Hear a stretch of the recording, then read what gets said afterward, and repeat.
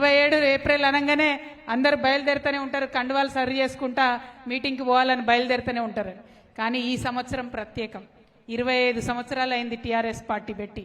25 సంవత్సరాల పండగ, రజతోత్సవం పండగ అంటే ఓన్లీ మన పండగ గులాబీ పార్టీ కండువ కాదు. ఇది ఎవరి పండగ? ఇది తెలంగాణ ప్రజల పండుగ. ఎవరి కోసం పుట్టింది ఈ పార్టీ?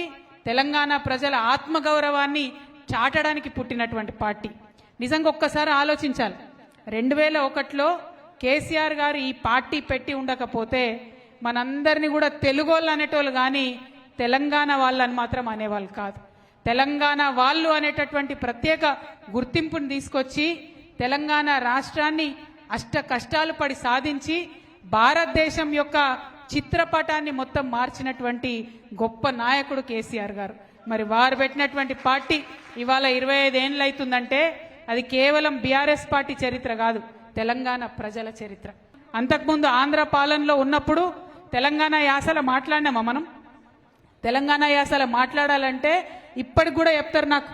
ఐటీ ఆఫీసులలో పనిచేసేటోళ్ళు, హైదరాబాద్లో ఉండేటోళ్ళు, మా ఆడబిడ్డలు బయట షాపుకు పోయినా, దుకాణానికి పోయినా, హోటల్కి పోయినా ఏమండి అని మాట్లాడాలి, మర్యాదగా మాట్లాడాలి.